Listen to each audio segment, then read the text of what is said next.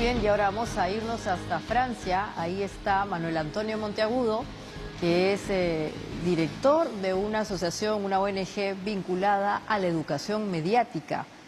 Justamente para saber cómo diferenciar fake news de otras. Su ONG se llama A mí no me la hacen y nos conectamos justamente para entender qué ha pasado el día de hoy con el señor José Luis Perales. Adelante, buenas noches, bienvenido. ¿Qué tal? ¿Qué tal? Buenas noches. Buenas noches y bueno, hasta allá. Gracias por estar con nosotros, Manuel Antonio. Antes que nada quería consultarte, ¿qué entendemos por educación mediática? Qué buena pregunta. Bueno, la educación mediática consiste básicamente en educar a la gente sobre el funcionamiento de los medios, es decir, cómo funciona un medio, cómo funciona un algoritmo, cómo funciona, digamos, la creación de un artículo periodístico y sobre todo cómo nosotros interactuamos con el medio, ¿no? Yo creo que hoy en día se necesita cada vez más, la educación mediática se necesita cada vez más entender cómo funcionan los medios para así no dejarnos manipular, ¿no? A mí no me la hacen, se llama por eso, porque nos enseña cómo funcionan los medios para que no nos la hagan, para no dejarnos desinformar fácilmente. Exactamente. Y hoy hemos llegado también a un punto en donde lo que consumimos en Internet nos puede inducir al error, ¿no es cierto? El fenómeno de las fake news hoy, por ejemplo, ha sido viral, pero ¿cómo así llega al punto en donde el propio afectado tiene que salir a declarar que no, por ejemplo, en este caso, que no le había pasado nada y que estaba bien, ileso? Estoy hablando del caso del cantante José Luis Claro. Perales. ¿Cómo una noticia que empieza siendo probablemente un bulo tiene estos ribetes globales, llegan hasta aquí incluso, al Perú? Claro, bueno, yo creo que la desinformación existió desde siempre, ¿no? Por ejemplo, Paul McCartney desde los años 70 vienen noticias falsas de que murió, tiene que desmentirlas. Lo que pasa es que hoy en día las noticias viajan más rápido, como usted mismo lo dice, y sobre todo las noticias, digamos, ya no pasan por las vías clásicas nada más. Por ejemplo, esta noticia que usted menciona, yo me enteré de ella a través de un meme. ¿No? Y creo no ser el único. Mucha gente se ha enterado de ella a través de memes que se han compartido por Facebook, por WhatsApp, por Instagram. Eh, y por tanto, en realidad, ya no solo es una cuestión de que los periodistas hagan bien su trabajo, sino de que la gente misma sepa cómo lidiar con una información nueva, ¿no? Y digamos, con la manera en que accede a ella. Yo creo que nosotros mismos, por eso es tan importante lidiar con este problema a través de la educación y no solo a través de regular los medios, por ejemplo, no, se trata sobre todo, principalmente, de que nosotros mismos, independientemente, pero de una manera, digamos, informada, sepamos filtrar lo verdadero de lo falso. Y el primer paso para mí es siempre ser críticos, ¿no? Siempre, cada vez que recibimos una noticia, preguntarnos, ok, ¿cómo esta información llegó a mí? ¿Quién me la está dando? Digamos, ¿cómo puedo asegurarme de que esto es verdadero o falso? ¿No? Entonces, uno independientemente tiene que tomar la iniciativa de investigar. Todos nosotros en realidad hoy en día somos periodistas. Todos nosotros tenemos la misión, desde cierto punto de vista individualmente, de actuar como periodistas, de investigar, de no aceptar la información cuando llega, sino cuestionarla siempre, sistemáticamente.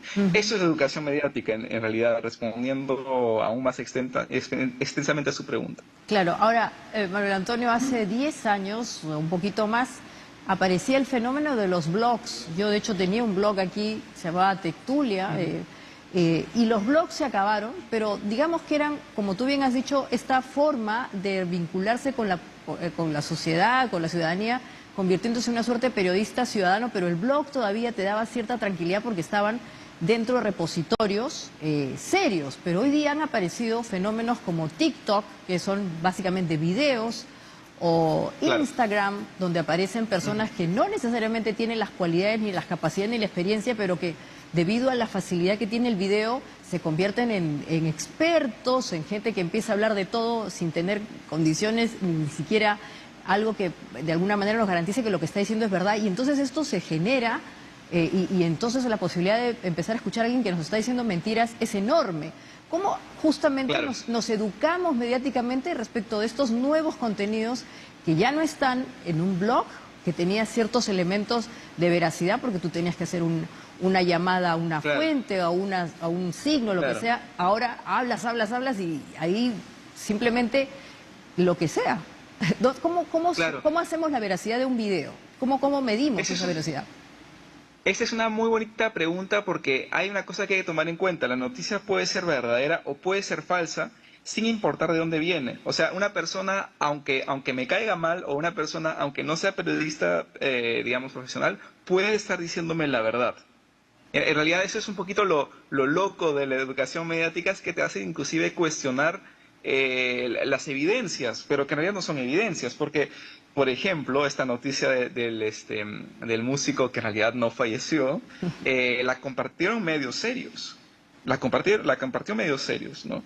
Y esto no es porque los medios sean malos, sino que todos somos humanos y muchas veces, justamente debido a esta misma rapidez, a medios que se dicen, uy, de esta noticia no me puedo perder, no puedo ser el último en hablar de esto, entonces lo voy a compartir y no verifican. Yo creo que la primera cosa que uno tiene que hacer para identificar que uno es verdadero o falso la primera cosa es el instinto, es decirse, ya, a ver, esto, esto es realmente, digamos, suena real. Claro, tú dices, bueno, este señor tiene más de 70 años, bueno, de repente sí podría haber muerto, pero siempre cuando se trata de una muerte, es bueno verificar sistemáticamente, porque muchas veces, digamos, una muerte puede ser anunciada demasiado rápido. De hecho, yo creo que, respondiendo rápidamente a tu pregunta, la primera cosa que uno debe revisar es ir digamos, lo más cerca de la fuente primaria. O sea, si esta persona cuya muerte se anuncia tiene una red social, buscar su red social, ¿no? La red social de este artista. O en todo caso, un punto número B es buscar las agencias de prensa, ¿no? Es decir, en el mundo entero existen tres agencias de prensa muy importantes, que son AFP, Associated Press y Reuters, ¿ok? Ujú. Que ellos sí, digamos, tienen muchísimo que perder si hacen un mal trabajo porque, digamos, tienen un prestigio muy antiguo. Entonces uno puede revisarlos con cierta garantía de que hay veracidad. Pero yo creo que lo principal, en realidad, más allá que confiar en instituciones antiguas, porque hasta las instituciones antiguas se pueden equivocar, es ir lo más cerca posible a la fuente. Es decir, lo más cerca posible a la persona interesada, al muerto, ¿no? Es decir, buscarlo en las redes sociales. Porque finalmente esa es una ventaja de hoy en día. Hoy en día podemos acceder casi al individuo, ¿no? Ujú. Y eso, básicamente eso. Exactamente. Ahora, siguiendo con este tema de las fake news, en efecto, como bien indicas, deberíamos tener mayor capacidad de crítica, o sea, ser más críticos con lo que leemos, tener más cuidado con probablemente compartirlo, ¿no? Porque ahí también viene este gran problema de la viralización, que nos llama la atención algo, lo compartimos y entonces adquiere una reverberación que ya es incontrolable. Pero, ¿qué opinas tú de estos personajes que ahora se han convertido también en una suerte de informantes, no digamos de periodistas, sino de personas que crean corriente de opinión y son justamente estos influencers, estas personas que levantan una cuenta, como he dicho, en estas nuevas plataformas y opinan libremente? Obviamente su libertad de expresión, pero como consumidores, como alguien que se quiere educar o autoeducar mediáticamente, ¿qué posición deberíamos tener con ellos? Como bien has dicho, al margen que nos caiga o no nos caigan estas personas, hacen contenidos y eventualmente influyen. ¿Cómo deberíamos Claro. comportarnos respecto de ellos? Es una bonita pregunta, porque justamente en un momento, no sé si te acuerdas, me autocorregí cuando hablaba de tenemos que educarnos y sí o no hay que regular. Bueno, la regulación de los medios es todo un debate sobre la educación mediática, ¿no? Mm, En lo personal, si me preguntas a mí personalmente, no hay necesidad de regular los medios porque la educación misma nos va a permitir filtrar, ¿no? O sea, nosotros mismos, ante estas personas que efectivamente no son personas de medios tradicionales, pues hay que ejercer el mismo tipo de severidad, ¿no? Hay que ejercer el mismo tipo de decirnos, ok, esta persona no es periodista, se forma en periodismo, ya, bueno, tomo esto en cuenta, pero me parece, esta persona actúa de manera seria, en general es crítica ¿cómo se llama?, ante la información que comparte. Uno tiene que hacerse las mismas preguntas ante estas personas que ante los periodistas que vemos. Yo creo que una cosa que siempre hay que tener, que no se dice a menudo, es hay que tener una dieta mediática diversa. Es ajá. decir, hay que seguir medios de orígenes y de opiniones diversos para tener pues una visión diversa de la realidad. La dieta mediática es lo mismo que la dieta de la comida, ¿no? Está bien comer dulce, es agradable, pero también hay que equilibrarlo con proteína, con carbohidratos, con un poco de verduras. Lo mismo con los medios. No podemos estar siempre siguiendo cosas o medios que nos caigan bien. Hay que saber equilibrar bien, pero siempre, por supuesto, con comida de calidad, ¿no? Es decir, medios que me caen bien o no me caen bien, pero siempre que demuestren un cierto nivel de seriedad, pero siempre también aceptando y dándonos cuenta de que todos somos humanos y que errare humanum est, ¿no? Hasta el medio más serio se va a equivocar algún día.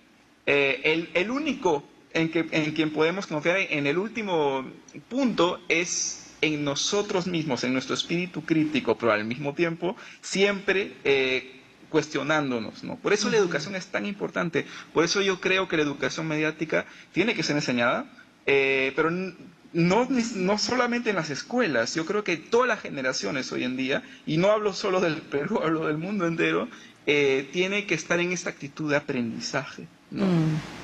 Permanente ante los medios, porque los medios no van a parar de evolucionar. Estamos hablando ahorita de inteligencia artificial, ¿no? ¿Cómo vamos a poder aprender a distinguir una imagen verdadera de una falsa, una imagen de inteligencia artificial de una verdadera fotografía? Hay técnicas, ¿no? Rapidito, por ahí si me dan por ejemplo, inteligencia artificial, si ven que la imagen es un poco contrastada de una manera rara, ¿no? Que los colores negros son muy negros, ahí puede ser inteligencia artificial. O te fijas en las manos. Si los seres humanos ahí tienen 6 dedos o 4 dedos, ya puedes darte cuenta que no es una imagen real. Ese es un fenómeno. Pero es todo un tema, es todo un tema.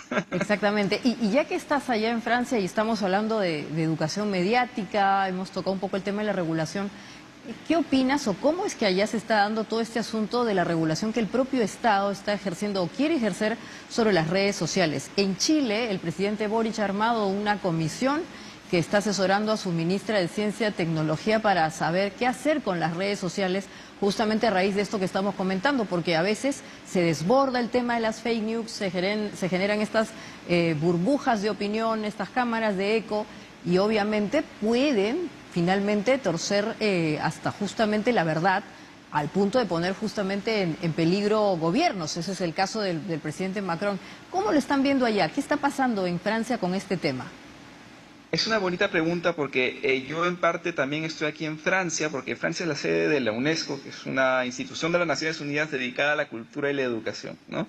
Y la UNESCO es un espacio donde muchas veces se debate sobre estos temas mundialmente. Viene gente del Perú, viene gente de Irán, viene gente de Francia, y todos estamos con estos debates. Ahora, la respuesta que te voy a dar es una respuesta personal, no es ni la de a mí no me la hacen. Yo personalmente creo que, si me lo preguntas, la regulación no es una respuesta. El rol del Estado ante los medios, ante los medios en general, es más es un rol de protección del individuo. Hay un tema muy interesante que pasa en Francia. A nivel de regulación, es una regulación sobre todo, por ejemplo, de la libertad de cada uno de su vida privada, ¿no? En Europa existe una ley que se llama la ley del derecho a desaparecer, ¿no? Un francés puede pedir, un finlandés no, un francés, un alemán, un español, etcétera, que pues todas sus fotografías en redes sociales sean borradas, ¿no? Porque no les gusta que su imagen esté en internet. Esa es una cosa que, por ejemplo, sí se podía hacer en el Perú, ¿no? Porque bueno, a veces hay gente que es fotografiada o sea, contra su voluntad, ¿no? O que sucede su imagen en su contra, etcétera. Ahora, cuando tú me estás hablando de control de las redes sociales para luchar contra la desinformación, contra la violencia, ese es un tema muy fuerte, muy interesante, para el cual no hay respuesta fácil, porque, por ejemplo, en Francia, efectivamente, y en el mundo entero, ¿no? En la época del terrorismo por el Estado Islámico, mucha información se compartía por redes sociales y claro, la policía de repente habría beneficiado en tener más acceso a esa información. Pero ahí entra el debate, ¿no? Entre la libertad individual y la libertad de la comunidad. Yo creo que la respuesta ahí, en realidad, es abrir el debate. Es que se hable de estos temas, ¿no? Que la gente se dé cuenta de esas preguntas y que haya un debate entre el Estado y la población para ver qué es lo que conviene más, ¿no? Eso es lo que hay que hacer. En realidad, la educación mediática también apela a que nosotros, ciudadanos, todos, ¿no? Ciudadanos de a pie, periodistas, políticos, hablemos de estos temas, porque es muy importante hablarlo, Así es. definitivamente, cada vez más. Muchas gracias, Manuel Antonio. Gracias por estar con nosotros conectados desde Francia. Como bien has dicho, hay que empezar a autoeducarnos. Nos has dado algunas pautas. Nosotros mismos las podemos encontrar, estas pautas, en Internet. Pero es muy importante lo que has mencionado. La primera responsabilidad está en nosotros como consumidores. No hay que esperar que el propio medio lo haga, sino que, como bien también nos has indicado, hay que tener como una suerte de variedad en lo que consumimos, ¿no? Un medio serio, un medio con mucha importancia, un periodista serio, los nuevos medios, pero hay que matizar siempre con la fuente. Muchas gracias, un saludo hasta allá y hemos, como he dicho, haciendo un repaso interesante para evitar esas fake news. Muchísimas gracias por su tiempo y a comer equilibrado. Así es, vamos a hacer esa dieta. Muchas Listo. gracias. Muy bien, Vemos. y después de esto, ya sabe, tiene que hacer un equilibrio con lo que consume. No siempre hay que estar buscando a la gente que piensa como uno. De hecho, eso no es un buen ejercicio. Busque también gente que piensa diferente como usted y que así lo hace ver en las redes sociales. Después de esto vamos a ir con un corte y empezaremos a hablar de cine. Vamos a estar con el director del Festival de Lima, así que no se vaya, es Diálogo Abierto.